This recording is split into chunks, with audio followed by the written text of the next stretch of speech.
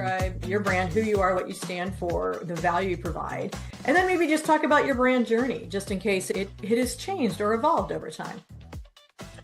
I remember way back, my uncle would watch Samurai Sundays. I think that was what it was called. Mm-hmm. And I would hear, ooh, all the kung fu, and then all of a sudden a Dove commercial would come on. Just 180, right? And so Dove was soft, and it was honest, and it was inclusive. It was a very different feel. And so the feeling is what I remember most about the shift in the energy in the room when these commercials came on. And so as I got older, when people would ask me, oh, what do you want to be when you grow up? I would say, I want to make people happy, and I want to make things pretty, because that's what that Dove commercial affected me by. And I feel like that's where my brand started.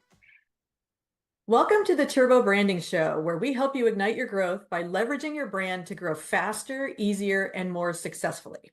You'll discover insightful conversations from our powerful guests, who are founders, CEOs, and advisors for thriving businesses, who are sharing how they've successfully built strong brands to help you expand and grow. I'm your host, Sue Kirshner, and today we are welcoming Meka Hemmons to the show. So let's delve into today's episode and turbocharge your brand. First, thank you so much for being here, Meka. Thank you so much for the invitation, Sue. I am honored to be in your presence. Lovely. I love that. But anyway, I'm excited to have you on to talk about the power of photography to help you communicate and build your visual brand. And I recently had you do some new brand photos for me, and I absolutely love them. But let me first start by introducing Meka to you. So she's an internationally recognized portrait photographer. SpiderMeka Hemmons wields her camera like a heart surgeon's scalpel, not simply making sure we are accurately represented in personal and professional photos, but revealing deep truths, disrupting what we think about the beauty industry, and changing belief systems behind what we see in the mirror. I like that. With 25 years of experience in communication, branding, and human studies, Meka moved from A-list celebrity photo retouching into building a platform of artistry, education, consulting, and speaking to help everyday people celebrate their natural attributes and prove that beauty is more than skin deep. Welcome so much, Meka. Did I miss anything in there that you'd want to share? No, you hit all the points. Yeah. Okay. I have to pause and listen to the words sometimes, out of body experience. It's interesting. Yeah. Yes, it is always interesting when you hear somebody else describe you. But that's what makes someone like me as a brand consultant giddy, because I love hearing what other people say. But all right, dig in and talk about the power of photography to tell your brand story. First question I have for you is, let me ask you, what's your brand? In your words, how do you describe your brand, who you are, what you stand for, the value you provide? And then maybe just talk about your brand journey, just in case it has changed or evolved over time. I do get giddy at the same time as you. Branding is where I started off in life. It's an interesting thing. Okay, we got two questions right out of the gate. Here we go. Okay. I would consider my brand a little high profile, but also accessible. I am a truth craver, so my brand is very honest. My brand is also very efficient. It is highly communicative. It is boutique, customized, personalized, all that good stuff. I could go on and on. Is that enough? Wherever you want to stop, I just like listening to it. Yeah. I heard you mention brand story, and I think what I'm about to say is going to answer your question. Like, how did I get here? Because all those things that we list about our brand should be intentional, right? Not something that's a surprise. Oh, this is what other people say about me, but I didn't know that I was these things. No, it's the reason why you start your business, right?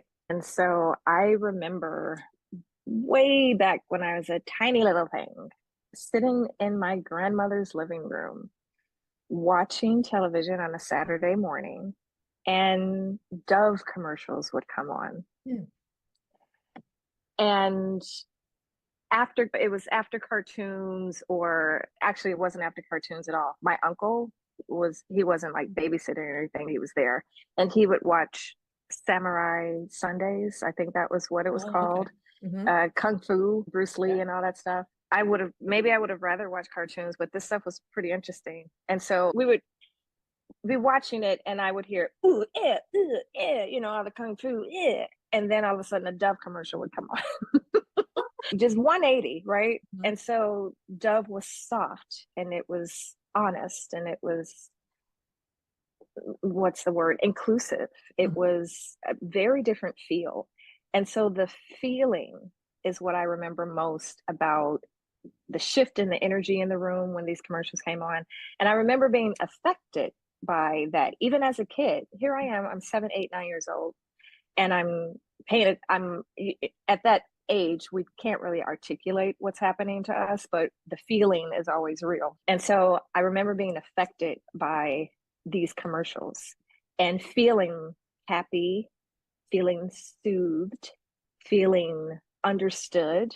Even as a kid, that's what the Dove commercial did to me. Yeah. And I remember, again, not really being able to articulate what advertising is or design is or any of those things. I remember feeling, when I become an adult, that's what I want to do. Hmm. I want to make things pretty and I want to make people happy. Yeah. And so as I got older, when people would ask me, "Oh, what do you want to be when you grow up?" I would never say, "I want to be a doctor, I want to be a lawyer, I want to be an astronaut, I want to be whatever." I would say, "I want to make people happy and I want to make things pretty," because that's what that Dove commercial affected me Hmm. by. And I feel like that's where my brand started. Okay. I was a very good observer when I was a kid. I had a lot of sisters. I have 5 sisters. Mom and dad had 6 girls.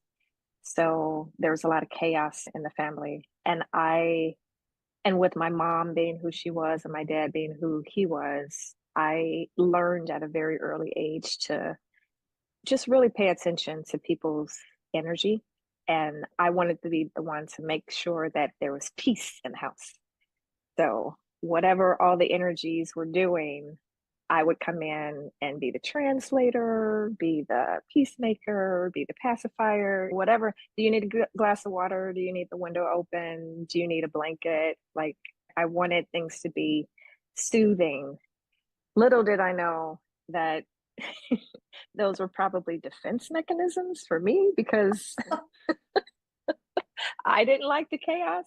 But hey, that's where we are. And so my brand is very a good listener. I want to make sure that you're having a great time with this thing that we're doing. I like that. That very self-aware of you to be able to pinpoint that journey and the characteristics of what you were trying to accomplish for your own life and then how that turns around and gets reflected out. But you studied brand design, didn't you? Yep, that's exactly where that story went. As a kid, learning later in life, when I was in high school, I think artistry and creativity was really strong in my family. My dad drew with pencil. He was an excellent illustrator.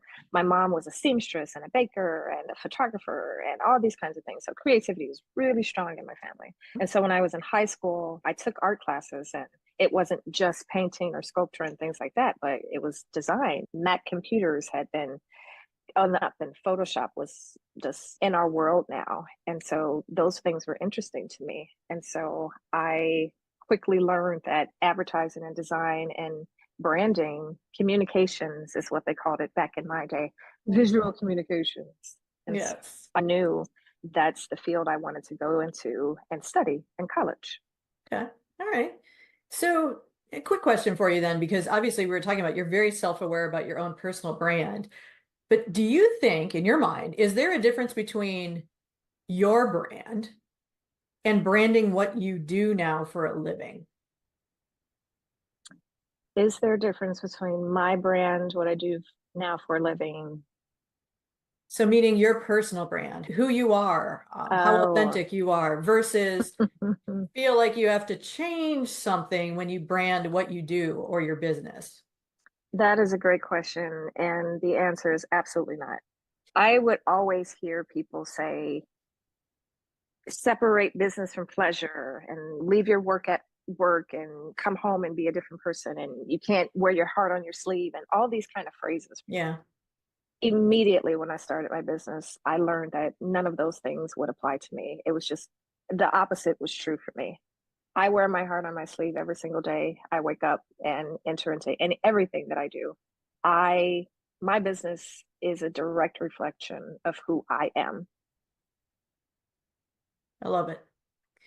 All right. So now let's talk about photography because that's what you do, right? So, what role does photography play in building a personal or organizational brand? I know this is going to sound biased coming from me, the photographer, but a lot of people are very visual, right? What was the statistics? Something like 100 milliseconds or 2 point something nanosecond. It's a very short amount of time Uh-huh. it takes for us to see an image and our brains to start just going nuts with making relationships and conclusions and assumptions and connections. Yeah. Our brains are so amazing with the quickness before we're actually realizing that these connections and conclusions and everything are actually being made. Our Hmm. brain has already just downloaded so much information.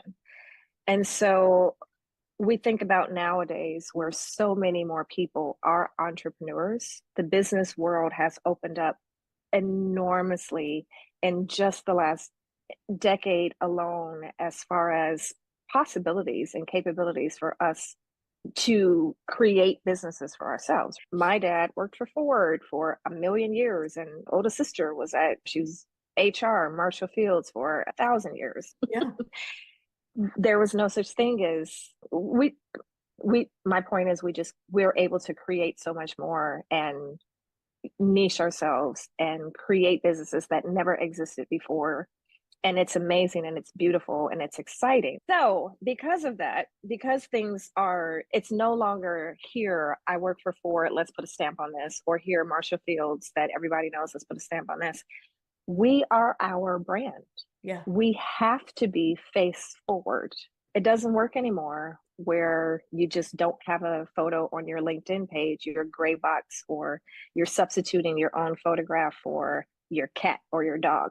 No, we as a community and as a society, we're so much smarter too than we used to be. When advertising was new, we were all gullible, snake oil salesmen and used car. We fell for it. But nowadays, we have the internet at our fingertips. We are knowledgeable. We've all been to school now. Most of us we're educated. We have television. We have resources. We're so much smarter that we cannot be tricked. And so when we enter into a service or a business or a product or anything, what we want, what we desire, is not necessarily to buy that service or product, but we want to know the why and the human behind it. Right. We want to connect with that because once we know that story, then we're more apt to agree with whatever is being placed in front of us. And Right. so if you are not face forward in your business as an entrepreneur, you are literally leaving money on the table. Hmm. You are not reaching the community of people that wants to enter into your service or product, and you're doing yourself a disservice. Right. Right. No, I agree totally. Because, like you were talking about, it's this whole visual aspect of the brand, which is not where I play. I admire it profusely. I wish I had any kind of visual creative talent. But the visual aspect of the brand, most companies or even personal brands, they think about, oh, logo, colors, fonts. What Mm-hmm. do I want to evoke by just those particular printed ideas? But photos actually help you tell that brand story more effectively because, like you said, it's a snapshot at a person. It's a snapshot of a team working together. It's a snapshot of someone helping a customer. So why do people still use stock photos? And how do you talk to your clients about that authenticity of using photography? Such an important question, Sue. I love that a lot. This, and maybe we're getting into it too. Stock photography. We're gonna add AI photos in Yeah, there too, because that's very popular now. The generation of an image, if we can't find it on stock imagery now, we can generate it through AI. right. Here's the danger. with using so I'm first of all, I'm going to say it's not necessarily wrong to use AI generated photos or stock photography as a blanket statement. It's super useful, right?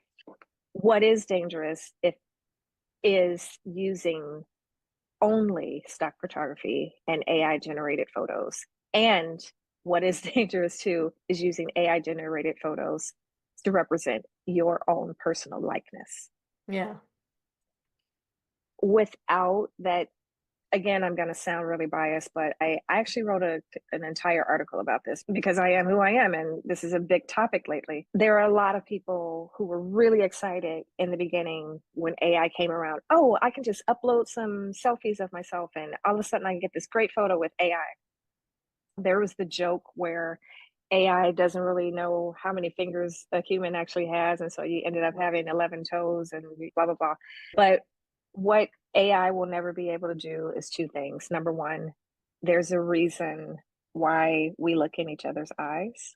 There is a soul, energy, human connection that AI will never, ever in a million years be ever to generate. You cannot create a soul. And so a real photograph of you is going to have a soulful, energetic element that AI will never be able to recreate. That's number one. The experience of being photographed, no matter the reason why most people don't want to be photographed is all the fear and the trauma and the disappointment as a result that happens from being photographed. That is literally the reason why I went into the business that I went into, because I know how to break that trauma, heal that trauma, reverse that trauma. And if you're only relying on AI generated photographs, you're robbing yourself of the experience to be healed. You're accepting that getting pieces and parts from other humans, which is exactly what AI is doing, to reform your features and create something that honestly doesn't exist. That to me, that is unacceptable. Yeah. It's not you. It's not a healing process. When people come to me, it's an experience. They see right away, without filters, without Photoshop, that, you know, their past story about being photographed is actually untrue because they just haven't been in front of the person who can see them properly and who has the skill set to produce a beautiful photograph of them instantly, immediately, without any tricks. AI is a trick. And if you continue lying to yourself and being tricked, you never go through the healing process in the experience. I like, And so, again, there's nothing wrong with stock photography or team photos or product photos and using these kind of tools to supplement your website and your company materials, et cetera, et cetera. But when it comes down to who is running this company, who am I connecting to, who's the why that I am, the energy behind this product or service, it has to be you. It cannot be a supplement. no, I absolutely love what you're saying. And there's a couple things that, yeah, I would like to riff on here with you a little bit. You're talking about looking into the soul and building a relationship. Branding is all about creating a relationship with your customer or your stakeholder, your employee, your whatever audience matters to you. So it's about building that relationship. And like you said, if you at any point don't feel like you're interacting with the true self on the other side of this communication, transaction, whatever it is that you're doing, it creates this dissonance and it's a problem. And I was reading an article, I think it was in Inc. magazine, but I was reading an article on marketing trends for 2024 at the beginning of the year. And it was going on and talking about how people distrust everything now. We don't trust Mm-hmm. organizations anymore. We don't trust companies. We don't trust, Yeah, to a certain extent, even organized religion sometimes. And there's all this, there's so much bad information out there, deep fakes, all this kind of stuff, that what people are craving when it comes to marketing, or when people are craving when it comes to working with another business, is I want to know that you're authentic. Right? I want to absolutely. know that you're telling me the truth. And I don't care if it's not the prettiest story out there, but I want to know that you're telling me the truth. And I think that's where AI skews It fails. everything. Yeah. Because obviously, as you had mentioned, it's not you. It may be a beautiful picture, maybe a beautiful photo, but it's not authentic. It's not you. And I say the same thing about writing. AI can do it. It's a great tool on the writing side. It can help you put some thoughts together that are out there. It can help you create outlines, things like that, Sure. but it cannot help you create anything original. And we Exactly. we are all original. And I think photography is a way to capture that originality of your being, of your brand, or even of the culture of your organization. And I definitely want to throw a shout out. You're talking about fear with photography. And yes, I've been that way in the past as, oh, I'm never going to film a video until I lose 10 pounds, or I'm just going to keep my old headshots because I'm just terrified of what my new headshot's going to look like and things like that. But you Hmm. have to get out of that headspace because again, you need to be truthful and authentic. And someone like you, having sat through one of your photography events and experiences, you do have a magical way of being able to pull out the true self and make people feel comfortable. So I'm going to ask you, how do you do that? How did I know that was coming? Yes. Um, so I absolutely agree with you. As service providers, product creators, we every day show up and ask people to trust us, to Mhm. be vulnerable, to tell me all the things that you're dealing with so that we can help you. And so, how dare we think that it's okay to show up not our own true selves, asking for someone else to trust us? And so, how I do that, how I do the magic, first, I'm going to say this because you used a phrase just a couple seconds ago where you invited people to, I'm going to quote you, get out of their heads when it comes to showing up in front of the camera. It's a super traumatic space for a lot of people. And it's hard to just take a deep breath and go for it. I'm going to have the courage. I'm going to be brave. I'm going to get out of my own head. It's actually, I'm going to be very bold here and say it's not that simple because of the question that you asked me. Okay. You said you experienced a photo session with me. Yep. The magic is that I know that it's not just about the technicalities of working a camera or using a studio light. I know that there is also, with the skill of using a camera, there is a skill of being able to draw energy out of a human. If there are other photographers out there who are able to do that, great. My point is that it's not actually on you to get out of your headspace. Your challenge is to find someone like me and other photographers who are able to draw out your energy. That's the challenge. It's not your job, it's not anyone else's job to do what my job literally is. I equate it a lot to so many other different professions and just experiences. When you go into a bakery and you buy a pie and you bite into the pie, and if it's absolutely disgusting, you don't blame the flour, you don't blame the ingredients. You say, oh my gosh, what's wrong with the baker? What happened here that this pie is disgusting? It's the same with my profession as a photographer. You are an ingredient, so don't blame yourself for the result of what comes out of the camera. I am the person that is supposed to use the ingredients, the tool of the camera, the light, you as the main ingredient to create something beautiful and delicious. If you don't like your photos, it's not your fault. Hmm. It's my fault. And so that's why I have just about a 100% accuracy and success behind these 9 years of being in business, because I went into this knowing that weight is mine, not yours. That effort is mine, not yours. The joy of creating is mine, not yours.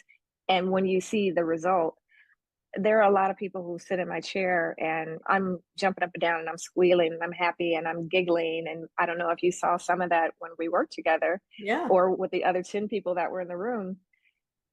But there's a reason why I squeal and I giggle and I'm jumping up and down. I get thrill out of being able to use you as my ingredients. And maybe that's the magic. Maybe the magic is, yes, I have a gift of seeing people, but also knowing that it has nothing to do with you. I have to love what I do and be good at what I do in order to get the results that I get. No, very powerful. And like you said, you have an incredible way of articulating the process and the end result and how you want to make people feel and all that. I didn't want to minimize your talent by saying it was magic because it's so much more than that. It's you've put in the work. You've put in the 10,000 steps to get to the point where you are an absolute craftsman at what you do and being able to pull the energy, as you said, out of people when it comes to taking their photos and helping them build their brand. So I hope I wasn't offensive in minimizing Absolutely that. not. No, absolutely not. Yes, but No, I do. no offense at all. Yeah, okay. But I do want to ask you this is, okay, so I'm a business owner and I know, oh, I'm updating my website or I need to get something else done and I need some new photos that really showcase me. It's not just the headshot that I can get anywhere, but I want Mhm. something that shows me and my inner energy, as you said. How important is it for someone to know their brand before working with a photographer? Or can that be part of the process? Is the photographer helps you figure out what your brand is? That's a fantastic question. And the answer to that is yes. There are so many people who come to me before they've gone to the designer or the website artist or anybody. I'm typically the first stop or Hmm. occasion on the branding road, the journey, right? Yeah. Because of exactly what we talked about already. You have to be face forward, you have to be you showing up as the entrepreneur, as the service you, and a lot of times you are your service. You're a coach, you're a nurse, you're a consultant, you're a teacher, educator. You are your, if you're the product, right? You're the service. And so you don't always have to know exactly what your brand is or have your logo and colors and everything before you come to the photography portion. And in fact, here's a good place to say this exactly. I know I'm going to probably create a lot of cringing when I say this, but I'm going to say it anyway. Have It's at actually it. not, we're going to have it. We're going to be truthful. It's not a good thing to go to a photographer who does everything. A jack of all trades is a master of none, or a Jane of all trades, whatever. A Jamie, a Let's non-gender just of keep all coming up with trades. J names. That's right. And the reason why is the thing that we always know. If you're studying too many things, you're spreading yourself too thin and you don't really become good at anything. I call myself a heart surgeon for a reason. This is the one thing that I do. I study faces, I study anatomy, I study energy. I know the heart and the healing and the trauma of what I do. And so if you're going to someone who does all the things, they're not going to really know how to hone in and zero in on you. Give me the question again because we go off and I go off for these tangents in my brain Yeah, space. no, it was just purely should you know your brand before you work with a photographer, or can your That's right. photographer help you get to that essence, that true self, just purely by photographing you? That's right. And that's why I went off on that tangent Mhm. because I was bringing it back to the fact that I am a portrait photographer, a branding photographer. And if you don't even know what your brand is, guess what? That's what I do. Before we photograph, I'm going to take you through the conversation of what is your brand? Your first question to me, Sue, today was, what's your brand, Meka? And so that's exactly the question that I ask people when they show up. What's the mood that we're going to photograph? What's the environment? I'm not too concerned about colors unless, you really are going to put these on your website and you have plans for these, that sort of thing. But Right. it's such a minimal thing compared to what's the energy that we're going for? Are you bold? Are you brassy? Are you a little mysterious? Or do you need to be bright and vibrant? And believe it or not, everybody's the same. We Mhm. talk about marketing, we talk about entrepreneurship. but your photos should exude the energy that is you. And so I want to know who you are, what your brand is. And if you go into a photographer who does architecture and food photography and blah, blah, blah, blah, they're not Right. actually all the time going to ask you that very important question. Perfect. So now two more questions for you, and then I'll let you go, even though absolutely love talking with you. But you have a section on your website that talks about the type of photos that stop an audience from scrolling past you. What are those types of photos? I don't know if maybe you can talk about what do you think, what works to get attention? I don't think anybody's ever asked me that directly before. Look at you being innovative and different. Yes. I do say that a lot, that the photos that we make together are often scroll stopping. And I feel like there are multiple reasons why. Number one, I'm such a rebel, Sue. I really am. I love learning the rules just so I can best know how to break them. And so I break rules with the most grace you've ever seen anybody break rules with. Yeah. And I want that for you too. I don't want anyone to leave me feeling like now that they've got these new photos, they're just part of, they've done what they're supposed to do, bare minimum, and now they're part of the crowd that they're supposed to be part of. No. When Hmm. you leave my experience, I want you to feel top level. I want you to feel above the crowd. I want you to feel like you've done something both for yourself and your business that is incomparable, that makes you feel magnetic and exciting. And that magnetism and that excitement is what draws everyone else in too. So the scroll stopping that I refer to very often is the look in someone's eyes Hmm. or the energy that the photo is exuding. We're Okay. not going to do sit down and cross your arms and a flash in your face and pick one of three, left, middle, and you're done. We're going to make sure that you're breathing and talking with your entire energy in this photo so that when someone's scrolling through the array, the pool, the page of all these people who do exactly what you do, when they get to yours, they feel your breathing, they Hmm. hear you talking, they see the connection instantly. And that makes them stop scrolling and ask themselves, how do I get to this person? I like that. I like that. To me, I view it too as you're scrolling through your feed and especially social media and things like that, where you want to stop someone and get their attention. I view it as the best photographs are like, it's almost like you opened a door and you happen to catch someone doing something at that moment in time. They're natural, they're not posed, they may not even know you're looking at them, but it's a much truer, authentic, I think, representation of who you are in that captured moment. Oh, absolutely. I like to say when I'm photographing people, it's always my favorite to get those kind of photos where it's just like, oh, ah, I'm just doing my thing and there just happens to be a camera here. What? Mhm. And yeah, if you look through my site, those are the ones that I often post most because it's just like what you said. It's unposed. It's not the big giant smile is always great, and the sitting at the desk with your hands a certain way is always very engaging. But the ones that speak the most are the ones where you just catch someone in their own presence, where they're confident and they don't really care if someone's there or not, but that's the moment where you want to know them the most.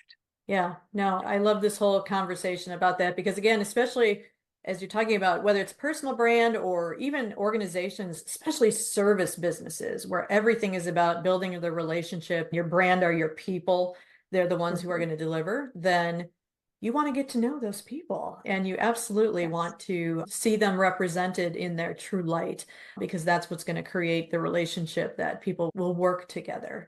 So thank you so much for sharing all of this information because again, I cannot express how much I firmly believe this whole concept of authentic photography and being your true self and being able to capture, like you said, your inner energy. It does so much for building your brand and communicating with why someone should work with you, talk with you, engage with you.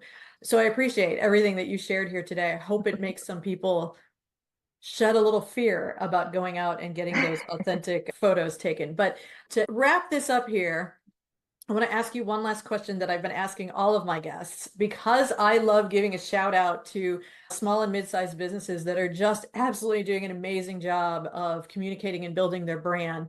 Do you have a small business or an organization or even a person that you admire for how they brand themselves or bring themselves to market?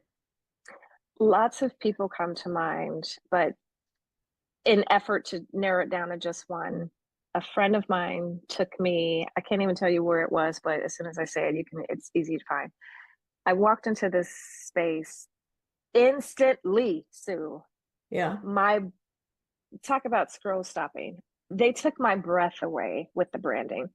The way they were dressed, the way they were styled, the design of the very small space. It's a jewelry shop called Koi, Khoi. Okay. And it is on the north side of Chicago and in my neighborhood where I'm located ish. It's all custom jewelry. And I believe the woman, I spoke with her. She was actually just lounging in the front of her store when I walked in. And just there were these giant photographs that had been beautifully taken of the jewelry and the models on the wall. And oh my gosh, just it was mouth-watering delicious. And everything that I've learned about like the experience of being there, I was treated to, what do you call it, refreshments and the sit down experience and how they presented the jewelry. And there are even tiny little mirrors like this. There just happens to be one. Yeah. But they had sayings on it like, "You are beautiful," in a very unique way. Just each mirror had something different that was empowering and encouraging on it. And I wanted to stand there the entire day. It was a wonderful experience. So shout out to Koi. Shout out to Koi. Love that. Anyway, Meka, thank you so much for spending time with me today and sharing your insights on branding and the power of photography to showcase a brand. But if people want to hire you to photograph them, or even to hear you speak, because you are a fantastic speaker, how can they find you? Everything is found through SpiderMeka.com. SpiderMeka.com. And the easiest thing to do, Sue, is to sign up for my mailing list. I call it Streams of Silk, and everything that I do can be notified through there. Perfect. Perfect. Again, thank you so much for taking your time or for taking time today to sit and talk with you. And I just want to say to everyone else, thank you for joining us for this episode of the Turbo Branding Show. I hope you've been inspired to ignite your growth by leveraging your brand. And if you enjoyed this episode, I would love it if you could help me build the Turbo Branding brand. Please share this episode and be sure to like, subscribe, and maybe even leave a review. And if you or someone you know would be a great guest for the show, whether that's an inspiring founder or a CEO, please let us know in the comments or connect with us via email. But thank you and stay tuned for our next episode.